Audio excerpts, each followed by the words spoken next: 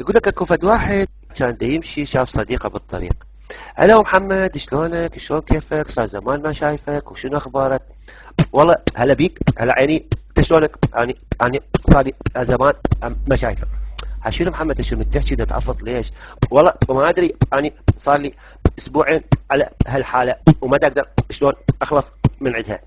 قال له محمد هسه انا عنوان دكتور تروح له وبلكي يعطيك دواء ويخلصك من هالمشكله. اي والله يا والله، ومرتك بلكي يخلصني من هالحاله، صار لي اسبوع على هالحاله مزوجتي وما اقدر اخلص من عندها. نطال العنوان، شكرا وعافى. راح محمد على الدكتور. طبعا قبل ما يطلب للدكتور لازم يلتقي بيمه هاي الممرضه السكرتيره. مرحبا اختي، هلا عيني، تفضل، شنو مشكلتك؟ والله اختي اريد اشوف الدكتور، هذا ممكن؟ ايه تفضل حبيبي، استريح ويجي دورك وشوف الدكتور. شكرا.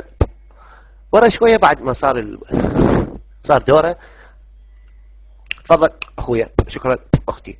ابو محمد على الدكتور. مرحبا دكتور، هلا يعني، تفضل، شنو مشكلتك؟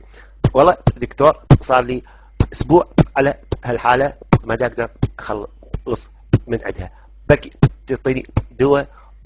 شكرا. لسه اكتب لك دواء خلال اسبوع تصير زين. شكرا دكتور. طبعا كتب له الوصفه.